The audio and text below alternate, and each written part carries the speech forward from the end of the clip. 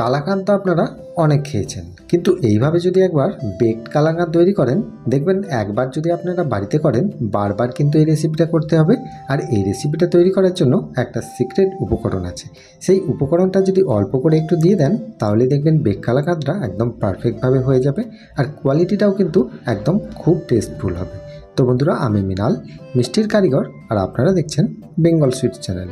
নমস্কার বন্ধুরা, আমি আপনাদেরকে খুব সহজ পদ্ধতিতে কিভাবে মিষ্টির দোকানের মতো বেকড কালাকাঁদটা তৈরি করতে হয় সেটাই আজকে সম্পূর্ণ ভিডিওর ভেতরে আমি দেখিয়ে দেবো। তো বন্ধুরা, সবার প্রথমে বেকড কালাকাঁদ তৈরি করার জন্য আমি এখানে 1.5 লিটারের মতো এরকম 500 ml লিকুইড দুধের আমি 3টে প্যাকেট নিয়েছি। 3টে প্যাকেট নিয়েছি। আপনারা চাইলে যে কোনো লিকুইড দুধ নিতে পারেন অথবা গাই দুধ নিতে পারেন। 1.5 লিটার দুধটাকে আমি হাফ করব। এখানে আমি 500 ml দিলাম, এই পাত্রটাতেও আমি 500 ml দিলাম। এই যে দুধটা আছে এটাকে আমি হাফ করে দেবো দুটোতে।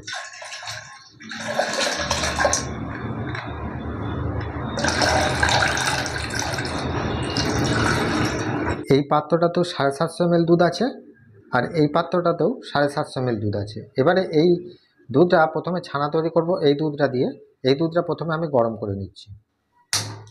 ছানা তৈরি করার দুধটা আমি এখানে দিয়ে দিলাম। দেওয়ার পর এই দুধটাকে জাস্ট একবার ফুটিয়ে নেব। আর দুধটা যতক্ষণ ফুটছে ততক্ষণ আমি ভিনিগার দিয়ে, যেহেতু ছানাটা কাটাবো সেই জন্য আমি এখানে ভিনিগারের মাপটা দেখে নিন। জন্য আমি এখানে 3 চামচ ভিনিগার দিচ্ছি।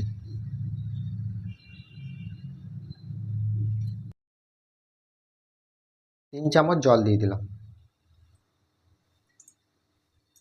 দিয়ে এটাকে আমি ভালো করে গুলিয়ে রেখে দিচ্ছি।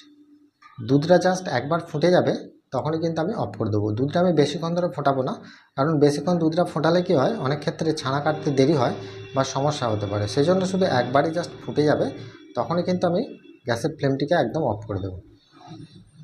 এবারে এটাকে নামিয়ে আমি এখানে রাখলাম ছানা তৈরি করার জন্য। এই যে বাকি দুধটা আছে এটাকে আমি উনুনে ফুটতে দিয়ে দিচ্ছি। এই ক্ষীরটা তৈরি করার জন্য এই দুধটাকে আমি উনুনে চাপিয়ে দিলাম। এবারে দুধটাকে আমি জাস্ট এইভাবে ফুটতে দিয়ে দেব। দুধটা যতক্ষণ ফুটছে ততক্ষণ আমি ছানাটা তৈরি করে নিচ্ছি। ছানাটা তৈরি করার জন্য প্রথমে আমি দুধটাকে একবার নেড়ে দেবো নামিয়ে। তারপর আমি এতে এই যে ভিনিগার মিশ্রিত জলটা রেখেছি এটাকে আমি অল্প অল্প করে 3 বার ধরে দিয়ে দেবো। দিয়ে একবার প্রথমে নেড়ে দেবো, আবার 30 সেকেন্ড ওয়েট করব, আবার সেম পজিশনে আবার 1 চামচ নিয়ে আবার দিয়ে দেব। দেখুন ছানাটা অলরেডি কাটতে শুরু হয়ে গেছে। এবারে যে বাকি জলটা আছে সেটা আমি এতে দিয়ে দেব। এরকম একটু জাস্ট নাড়িয়ে দিলেই দেখতে পাবেন যে ছানাটা আমার সম্পূর্ণ এখানে কেটে গেছে। ছানাটা যে কেটেছে সেটা আপনারা নিশ্চয়ই বুঝতে পারছেন, ছানা আর জল কিন্তু এখানে আলাদা হয়ে গেছে। ছানাটা ছেঁকে নেওয়ার জন্য আমি এখানে একটা সুতির কাপড় ভালো করে ভিজিয়ে এখানে দিয়ে দিয়েছি। দিয়ে এই যে ছানাটা কেটে গেছে এই ছানাটিকে আমি এর মধ্যে দিয়ে দেব।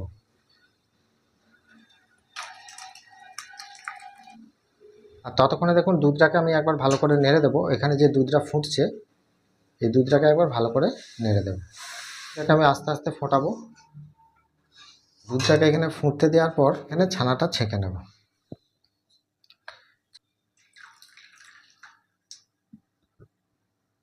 দেখুন ছানার যে এক্সেস জলটা আছে সেটা কিন্তু আমি এখানে ফেলে দেব।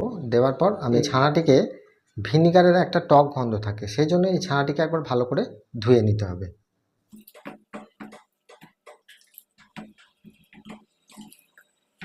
ছানাটিকে ছেঁকে নিয়ে আমি এখানে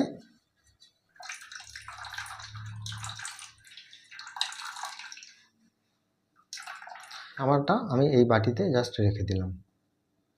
রেখে দেওয়ার পর এগুলো আমি সরিয়ে নিচ্ছি। আর ততক্ষণে দেখুন দুধটাও কিন্তু আমার অনেকক্ষণ ফুটে গেছে। এবারে আমি দেখাবো যে কালাকাঁদের যে ক্ষীরটা আমি তৈরি করতে, এই ক্ষীরটাতে আমি কতটা পরিমাণ চিনি দিচ্ছি আর কতক্ষণ ফোটাবো আর কিভাবে এই ছানাটা আমি দিয়ে পাকটা তৈরি করব সেটা আমি কিন্তু সম্পূর্ণ দেখিয়ে দিচ্ছি। দেখুন দুধটা আমার এখানে ফুটছে, দুধটাকে একটু ভালো করে নাড়তে হবে, নাহলে কিন্তু তলার ধরে যেতে পারে। এটা কিন্তু আপনাদের টাইম লাগবে 10 থেকে 15 মিনিট। 10 থেকে 15 মিনিট যদি আপনারা এইভাবে নাড়েন তাহলে দেখবেন যে দুধটা অনেকটাই মরে যাবে। দুধটা যতক্ষণ ফুটছে ততক্ষণ আমি এখানে একটা কথা বলে দিই আপনাদেরকে, যেটা হচ্ছে দুধটা আপনারা ফোটাবেন, দুধটা দেখবেন যখন 750 ml দুধটা 1/4 পৌঁছে গেছে, তখনই কিন্তু এখানে চিনিটা দিতে হবে। তো বন্ধুরা, এখানে সাধারণত চিনি আপনাদেরকে বেশি দিলে হবে না। 1 লিটার দুধের জন্য আমি এখানে সাধারণত চিনি দেব 70 থেকে 80 গ্রাম। তো বন্ধুরা, যেহেতু আমার এখানে 1.5 লিটার দুধ আছে, 80 গ্রাম বা 100 গ্রামের মধ্যে আপনারা চিনিটা দিতে পারেন। এবারে ধরুন যদি আপনি চিনিটা বা মিষ্টিটা বেশি কম পছন্দ করেন, সেক্ষেত্রে আপনি চিনির পরিমাণটা একটু কমিয়ে দিতে পারেন, বা যদি বলেন যে একটু মিষ্টি বেশি খাবো, সেই জন্য চিনির পরিমাণটা এখানে বেশি দিতে পারেন। এই চিনির পরিমাণটা কোনো এসে কিছু যায় না। তবে আমি যদি কারিগরি প্রসেসে বলতে চাই, তাহলে এখানে চিনিটা সাধারণত 1 লিটার দুধের জন্য 70 গ্রাম হিসাবে দেওয়া হয়। এখানে যেহেতু 1.5 লিটার দুধ, এখানে আমি 100 গ্রাম চিনি আমি এখানে সাজেস্ট করব। তাহলে বন্ধুরা, এই চিনিটা সাধারণত এখানে 10 চামচ যদি দিয়ে দেন, তাহলে এখানে 100 গ্রাম চিনি হয়ে যাবে। এখানে আমি 10 চামচ চিনি দিয়ে দিচ্ছি।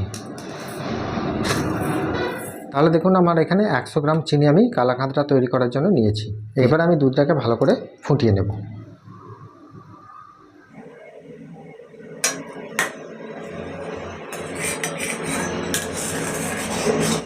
ছানার জলটা সম্পূর্ণ ঝরে যাওয়ার পর আমি এটাকে একটা বাটিতে নিয়ে নিচ্ছি। নিয়ে এই ছানার যে দানাগুলো থাকে, সেগুলো হাতে করে একটু চটকে ভেঙে দিতে হবে। আপনারা চাইলে এই কাজটা একটা থালাতে নিয়ে হাতের তালুয় করেও মসৃণ করেও মেখে নিতে পারেন। তো বন্ধুরা, এই দানাগুলো একটু ভালো করে মেখে নিলে তবে কিন্তু মিষ্টির কোয়ালিটিটা খুব মসৃণ টাইপের আসবে। এবারে দেখুন, এই যে 750 ml যে ছানাটা আমি তৈরি করেছি, এটা সাধারণত এখানে 125 থেকে 150 গ্রামের মধ্যে হবে। এবারে দেখুন, দুধটা আমার এখানে 750 ml দুধটা আমার অনেকটাই ফুটে মরে গেছে, 1/4 পৌঁছে গেছে। এই অবস্থায় আমি এখানে যে 100 গ্রাম চিনিটা নিয়েছি, সেটা দিয়ে দিচ্ছি। চিনিটা দিয়েও একটু ভালো করে নেড়ে নিতে হবে। ভালো করে নেড়ে এটাকে গলিয়ে নিতে হবে। যখন অনেকটা ঘন হয়ে গেছে, দেখুন এরকম ঘন হয়ে গেছে, তখন আমি দিয়ে দিচ্ছি এই যে ছানাটা আমি রেডি করে রেখেছিলাম, এই ছানাটা আমি সব দিয়ে দেব। এতে ছানাটা দিয়ে দেওয়ার পর গ্যাসের ফ্লেমটি লো টু মিডিয়ামভাবে রেখে আস্তে আস্তে এটাকে নাড়তে হবে। তাহলেই দেখবেন ছানাটা এই দুধের সাথে সম্পূর্ণ মিশে যাবে। এবারে আমি যে বলেছিলাম এখানে একটা সিক্রেট উপকরণ, এটা হচ্ছে গুঁড়ো দুধ। আপনারা যে কোনো গুঁড়ো দুধ দিতে পারেন, আমি এখানে আমুল দুধ। এখানে গুঁড়ো দুধটা সাধারণত 4 থেকে 5 চামচ দিলেই হবে। মোটামুটি 25 থেকে 50 গ্রামের মধ্যে দিলেই কিন্তু হয়ে যাবে। এই গুঁড়ো দুধটা দেওয়ার কারণে এটা বেক করার পর দেখবেন খুব সুন্দর একটা জমাটি ভাব আসবে। এবারে এখানে দিয়ে দিতে হবে 1 চামচের মতো গাওয়া ঘি। এই গাওয়া ঘিটা দিলে কি হবে, এটা বেক করার সময় খুব সুন্দর একটা ভাজা ভাজা হবে, আর ফ্লেভারটাও কিন্তু খুব সুন্দর আসবে। আর এটাকে আমি খুব বেশি গাঢ় করব না, জাস্ট এরকম একটা কনসিস্টেন্সি যখন এসে যাবে, এরকম কনসিস্টেন্সি যখনই এসে যাবে, তখন আমি দুধটাকে গ্যাসটাকে অফ করে দেবো। যেহেতু এখানে ভিনিগার দিয়ে ছানাটা কাটানো আছে, সেজন্য এখানে আমি ছোটো এলাচের গুঁড়োটা একটু বেশি পরিমাণে দিচ্ছি। দিয়ে ভালো করে এইভাবে এর সাথে মিশিয়ে নিতে হবে। দিয়ে এবারে দেখবেন ছানার যে একটা দানা থাকে, সেই দানাটিকে মাখার জন্য এরকম একটা স্প্যাচুলায় করে ভালো করে এইভাবে একটু মালিশ করে নেবেন। তাহলে বুঝতে পারছেন কনসিস্টেন্সিটা কীরকম আছে। একটু নরম টাইপের রাখতে হবে, খুব বেশি কড়া করে দিলে হবে না। যেহেতু এটা বেক হবে, সেজন্য কড়া করে ফেললে কিন্তু অনেকটা ড্রাই হয়ে যাবে। আর এটা একটু ঠান্ডা হয়ে যাক, তারপর একটা বাটি নিয়ে নিয়েছি। দেখুন, এই বাটিতে প্রথমে একটু গাওয়া ঘি, বেশি ভালো গাওয়া ঘিটাকে একটু ভালো করে এর সাথে গাগুলোয় ভালো করে মাখিয়ে নিতে হবে। গাওয়া ঘিটা মাখিয়ে দেওয়ার পর এরকম একটা বাটার পেপার কাটবেন, বাটার পেপারটা এর মধ্যে দিয়ে দেবেন। তারপর আরও কিছুটা গাওয়া ঘি আমি এখানে দিয়ে দিলাম। তারপর একটা স্প্যাচুলা করে খুব ভালো করে এটাকে মাখিয়ে নেব। এবারে দেখুন খুব সুন্দরভাবে আমি মাখিয়ে নিলাম। এই গাগুলো একটু ভালো করে মাখিয়ে দেবেন। এখানে যে ক্ষীরটা রেডি হয়ে আছে, কালাকাঁদের ক্ষীরটা নিয়ে এর মধ্যে দিয়ে দেবেন। এবারে এটা দিয়ে স্প্যাচুলায় করে এইভাবে একটু ভালো করে সেটটা করে নেবেন। আর এটাকে সমান করার জন্য এইভাবে একটুখানি জাস্ট ঘুরিয়ে দেবেন।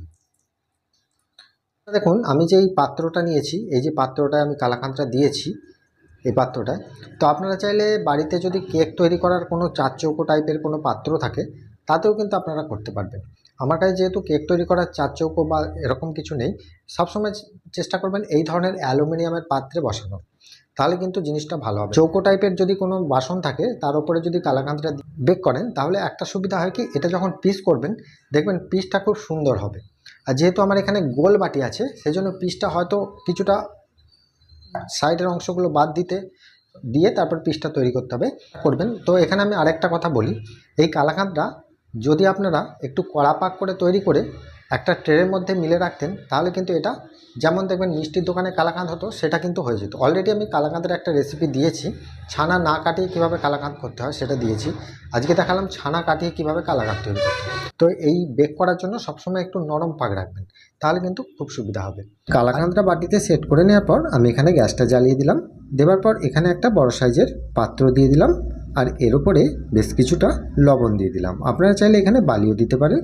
আর এখানে এই লবণটা দিয়ে দেওয়ার পর এখানে একটা স্ট্যান্ড বসিয়ে দিলাম, যেই বাটিটা বসবে সেই মাপের একটা স্ট্যান্ড আপনারা বসিয়ে দেবেন। দেওয়ার পর এর ওপর থেকে একটা ঢাকা দিয়ে দেবেন। দিয়ে এটাকে কতক্ষণ গরম করতে হবে সেটা আমি বলে দিচ্ছি। এই ডেচকিতে আমি নুনটা দিয়ে হিট করতে দিয়ে রেখেছি।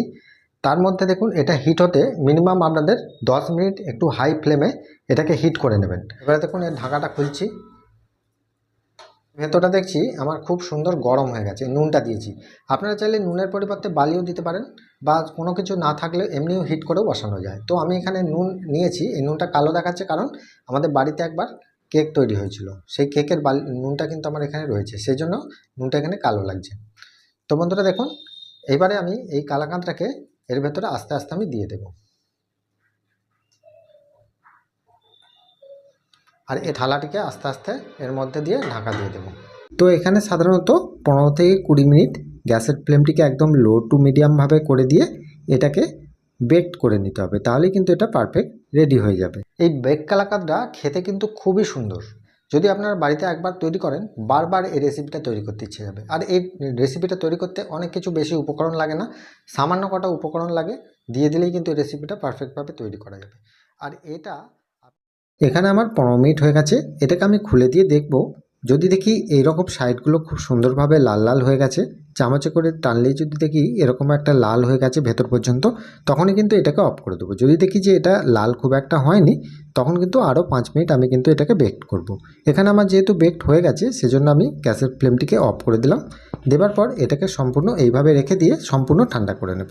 আর সম্পূর্ণ ঠান্ডা হয়ে যাওয়ার পর আমি এটাকে নিয়ে পরিবেশন করে আপনাদেরকে দেখাচ্ছি। এবারে দেখুন এটা ঠান্ডা হয়ে যাওয়ার পর একটা ছুরি দিয়ে এর সাইডের অংশগুলো ভালো করে ছাড়িয়ে দেবেন, কারণ এটা বেক হয়ে যাওয়ার কারণে এর গায়ে কিন্তু এটা ভালো করে টিচ হয়ে বসে যায়। আর এটাকে ভালো করে না ছাড়িয়ে দিলে এটা যখন আপনারা তুলবেন তখন কিন্তু এটা ভেঙে যাওয়ার সম্ভাবনা থাকে। এবারে দেখুন একটা পাত্রকে এইভাবে উল্টে দিয়ে এই বাটিটা এইভাবে ওপর থেকে টানবেন, দেখবেন এটা ইজিলি উঠে আসছে। আর উঠে আসার পর যেহেতু বাটার পেপার দেওয়া আছে সেটা কিন্তু এইভাবে আস্তে আস্তে একটু টানবেন, দিলেই কিন্তু এই বাটার পেপারটা ঘি দেওয়া আছে সেজন্য এটা সম্পূর্ণভাবে উঠে আসবে। তো বন্ধুরা এখানে দেখুন কালাকাঁদটা কত সুন্দর দেখতে হয়েছে, খুব সুন্দর। ওপরে একটা ব্রাউন ব্রাউন কালার আর ভেতরটা কিন্তু সাদা। তো বন্ধুরা এইভাবে যদি আপনারা করেন দেখবেন একদম মিষ্টির দোকানের মতোই কিন্তু কালাকাঁদটা আপনারা করতে পারবেন। এবারে এটাকে যথারীতি পিস তৈরি করে নিতে হবে। আপনারা যেরকম সাইজের পিস মনে করবেন, যেরকম ডিজাইনের সেইভাবে কেটে নেবেন। যদি স্কোয়ার শেপে কাটেন তাহলে সাইডের অংশ কিছুটা বাদ দিয়ে দিলেই এর মধ্যেখানটা কিন্তু স্কোয়ার শেপ এসে গেছে। দেখুন এইভাবে খুব সুন্দর একটা লুক আসছে আর খেতে কিন্তু একদম অসাধারণ। এটা ভেঙে আমি আপনাদেরকে দেখাচ্ছি। দেখুন কত সুন্দর, ভেতরটা কিন্তু কড়া পাকের একটা মিষ্টি। এটা আপনারা বাড়িতে সংরক্ষণ করেও আপনারা অনেক দিন রাখতে পারবেন। আর যদি ফ্রিজে রাখেন এটা কিন্তু আপনাদের 10 দিনের মতো ফ্রিজে আপনারা রেখে দিতে পারেন। এইভাবে করে নিতে হবে। আশা করি এই প্রসেসটা বুঝতে আপনাদের নিশ্চয়ই কোনো অসুবিধা হয়নি। তো বন্ধুরা আজকের রেসিপিটা আপনাদের যদি ভালো লেগে থাকে তাহলে আমাকে প্রত্যেকবারের মতো কমেন্টে জানাতে অবশ্যই ভুলবেন না। ভালো থাকবেন, সুস্থ থাকবেন। দেখা হবে আবার অন্য কোনো মিষ্টির রেসিপি নিয়ে। নমস্কার।